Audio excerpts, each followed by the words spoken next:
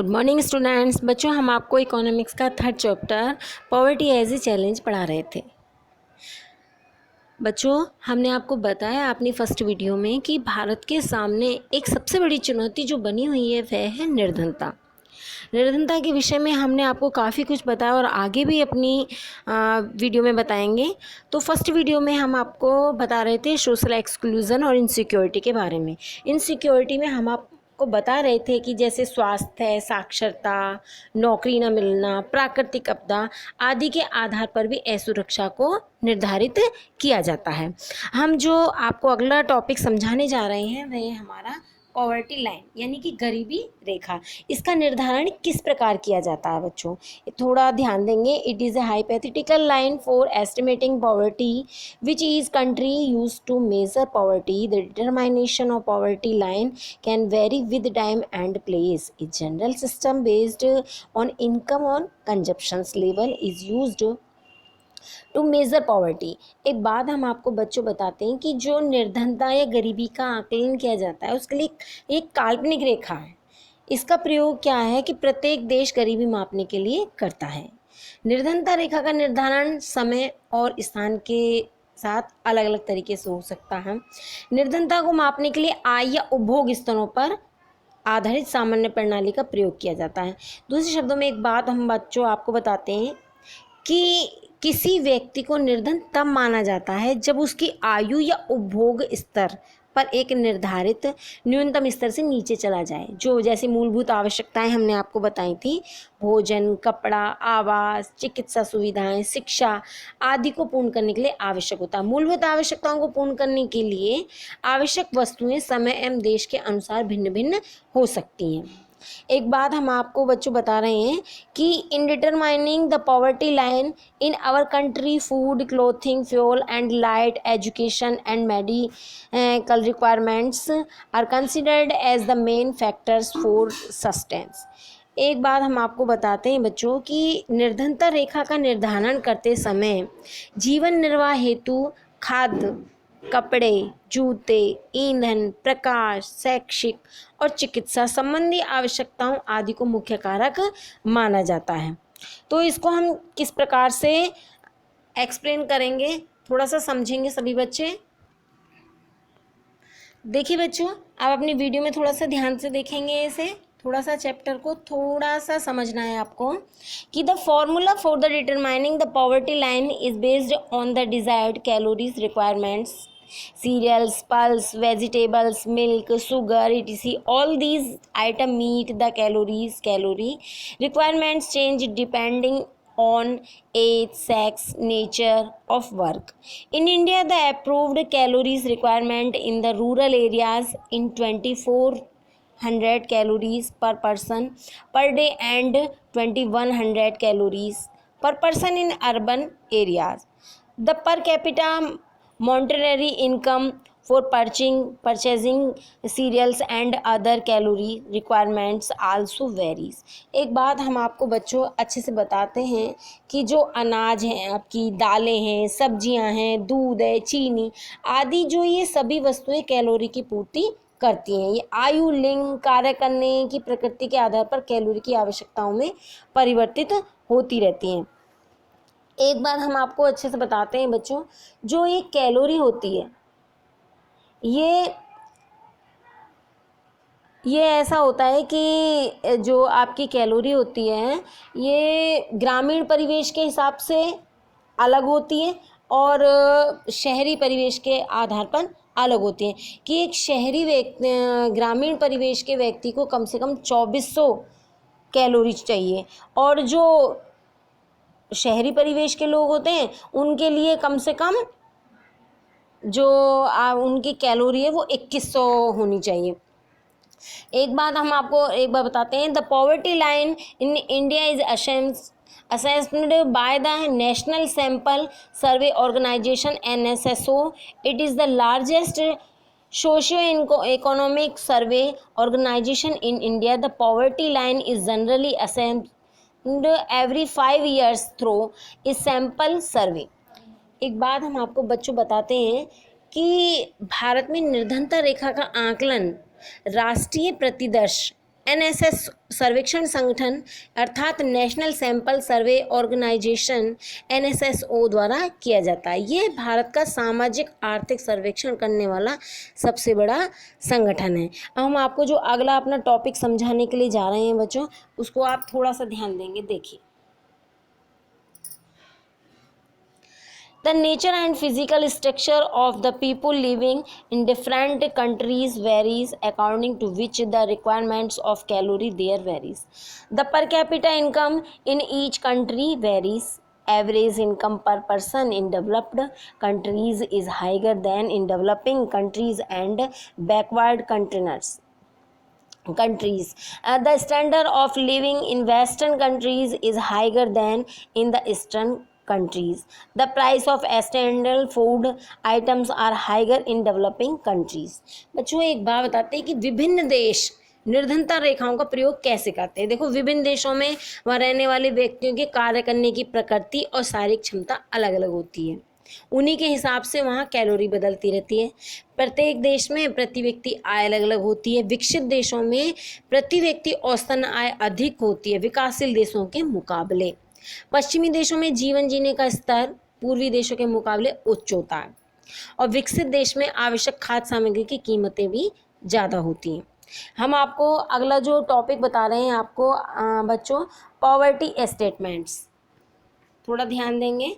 अगला जो हमारा टॉपिक है पॉवर्टी स्टेटमेंट्स, इसमें क्या होता है बच्चों, ये निर्धनता का अनुमान लगाया जाएगा। इसमें भारत में निर्धनता अनुपात को किस प्रकार से दर्शाया गया है ये हम आपको अपनी सारणी में दिखाएंगे। देखिए, आप अपनी सारणी को थोड़ा सा समझेंगे। ये देखिए, ये क्या है कि 1993-94 में ग्रामीण रूरल में 507 थी और अर्बन में 32 थी, और 2004-05 में 42 थी रूरल में और अर्बन में 26। 2009 और 10 में देखिए रूरल में 34 और आपके अर्बन में 21। 2011-12 में देखिए आप रूरल में 26 और अर्बन में 24।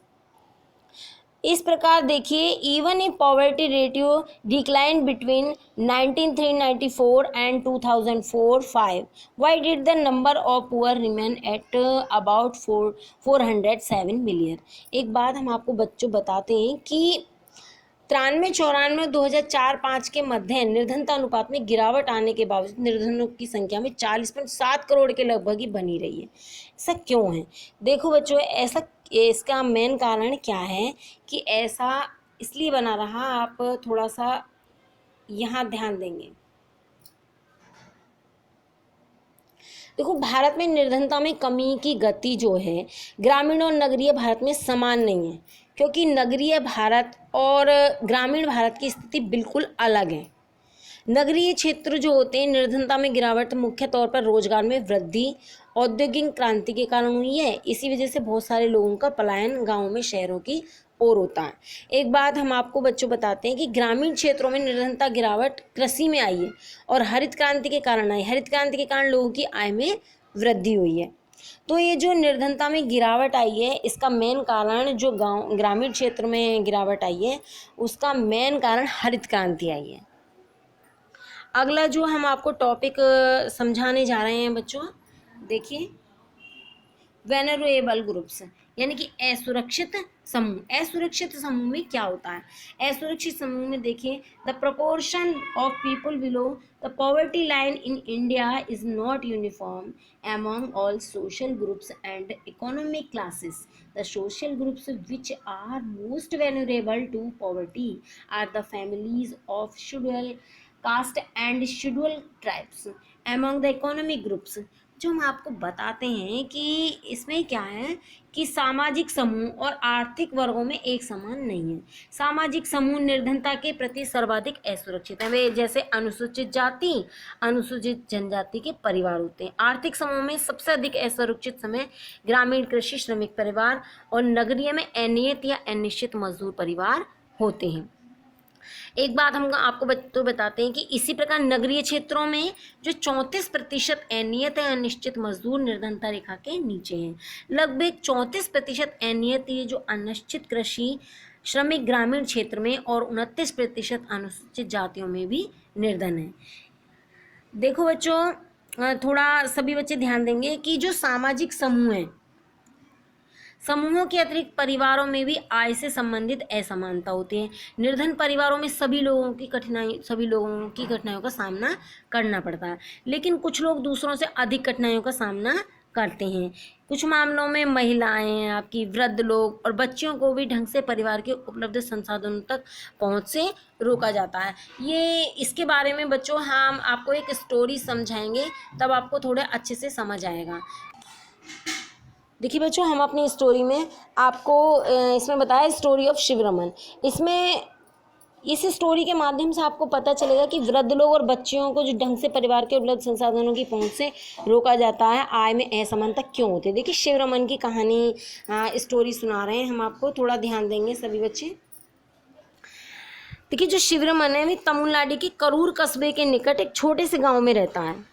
करूर हथकरघा और बिजली घर के अपने कपड़ों के लिए प्रसिद्ध है। करूर गांव में 100 परिवार रहते हैं। शिवरमन जो है आर्योत्थान यार मोची, जो मोची जाति का है, तो वह 160 रुपये प्रतिदिन के हिसाब से खेतीहर मजदूरी के रूप में काम करता है। लेकिन उसे यह काम वर्ष में मात्र कितने समय मिलता, 5 या 6 महीने। और गांव में अन्य छोटे मोटे काम करता रहता है। उसकी पत्नी जो है वह भी उसके साथ काम करती है, लेकिन इन दिनों में उसे कभी कभी काम ही मिल पाता है। और उसी काम के लिए जो शिवरमन करता है उसे 100 रुपये प्रतिदिन मिलता है। परिवार में 8 सदस्य हैं। शिवरमन की विधवा माँ भी है जो बीमार है, और प्रतिदिन कामों में उसे सहायता की आवश्यकता पड़ती है। और 25 वर्ष की एक अविवाहित बहन है। 4 बच्चे हैं जिनकी उम्र 1 से 16 वर्ष के बीच है। 3 लड़कियां हैं, एक छोटा बेटा है। लड़की विद्यालय नहीं जाती है कोई भी। लड़कियों के लिए विद्यालय की पुस्तकें, अन्य वस्तुएं खरीदना वो विलासिता समझते हैं, बस उनके बस से बाहर है उन्हें। बस उनको क्या है कि एक दिन बस उनकी शादी करनी, इसलिए वह अभी वो उनकी शिक्षा पर खर्च नहीं करना चाहता। और माँ है, उसकी जीने की कोई इच्छा नहीं है, मृत्यु की सोच रही है वो। तो बहन की बड़ी लड़की का सारा काम करती है। शिवरमन अपने बेटे को बड़ा होने पर विद्यालय भेजना चाहता है, और जो उसकी अनमैरिड बहन है उसकी पत्नी के साथ नहीं बनती है, उसे भी बोझ समझाता है। लेकिन शिवरमन धन की कमी के कारण कोई योग्य वर नहीं ढूंढ पाता है, तो परिवार को 2 जून की रोटी का प्रबंध करना भी कठिन हो रहा है। शिवरमन जो है मात्र अपने बेटे के लिए कभी कभी दूध खरीद पाता है। तो इसमें क्या बताया गया बच्चों, इस स्टोरी में थोड़ा सा इस स्टोरी को ध्यान से देखेंगे, इधर समझेंगे। इन टॉपिकों के द्वारा आपको समझ आएगा कि जैसे एक गरीब परिवार है ये, और निर्धनता रेखा से नीचे है ये। एक तो न्यूनतम सामाजिक और आर्थिक समूह से संबंध हो गया, और परिवार के वृद्ध लोग शारीरिक रूप से कमजोर हैं, और वृद्धावस्था जो होती है रोगों से ग्रसित है, और उसे चिकित्सा भी नहीं मिल रही है। अब लड़कियों को तो बिल्कुल शिक्षा से वंचित करा जा रहा है, और लड़कियों को विद्यालय भेजा जा रहा है। तो यही जो सब है ये असुरक्षित समूह में माने जाते हैं। हम जो आपको अगला टॉपिक आपको पढ़ाने के लिए जा रहे हैं, पॉवर्टी इंटर स्टेज डिस्पैरिटीज, तो इसके बारे में हम आपको अपनी अगली वीडियो में समझाएंगे। सभी बच्चे इतनी सेकंड वीडियो को ध्यान से पढ़ेंगे और समझेंगे।